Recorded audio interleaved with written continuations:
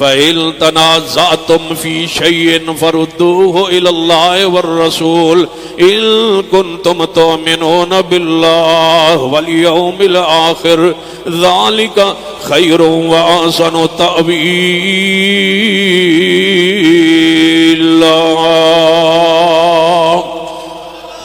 کہ جب تنازع ہو جائے کسی مسئلے میں امام ابو حنیفہ رحمہ اللہ کے ساتھ امام شافعی رحمہ اللہ، امام مالک، احمد بن حنبل رحمۃ اللہ علیہ کے ساتھ اگر اختلاف ہو جائے، جھگڑا ہو جائے، امام صاحب فرمائیں گھر سے بھاگنے والی بچی کا نکاح ہو جاتا ہے۔ توجہ ہے، کراچی سے بھاگنے والی زہرہ کا نکاح لاہور میں ہو جاتا ہے، اور قانون کہے اور مولوی کہیں اور جج کہیں اور قاضی کہیں نکاح ہو جاتا ہے، نکاح پڑھایا گیا ہے، نکاح ہو گیا ہے، والدین کو وہ چلا گیا ہے جناب نکاح نامہ کہ تمہاری بچی اغوا نہیں، اس نے نکاح کیا دوڑ کے، اب وہ سارے مولوی، سارا میڈیا، ساری دنیا چپ ہے، خاموش ہے، اس بچی نے نکاح کر لیا۔ ہم کہتے ہیں مزہ لے لیا ہے اپنی فقاہت کا اور اپنی سوچ کا اور اپنے گند کا۔ سن لیجئے، ہم تو کہتے تھے لا نکاح الا بولی، ولی کے بغیر نکاح نہیں ہوتا۔ اگر تم حدیث کے دامن میں آ جاتے، یہ ذلت رسوائی تو ہمارا مقدر نہ بنتی۔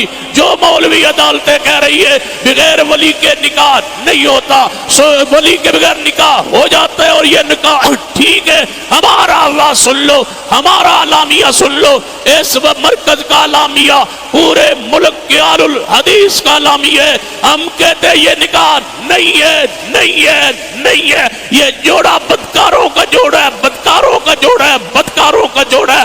وہ سزا لاگو کی جائے جو زانیوں پر سزا شریعت نے مقرر کی ہے۔ جب تک اہل حدیث کے دامن پہ نہیں آؤ گے اس وقت تک تمہاری عزت کی حفاظت نہیں ہو سکتی۔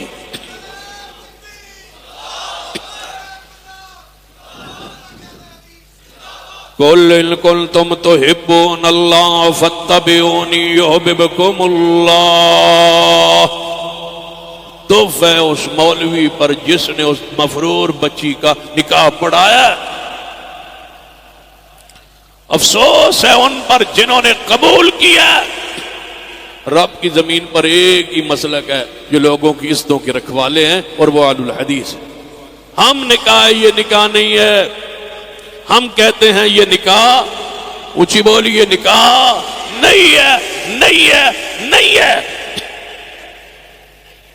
لا نکاح الا بولی۔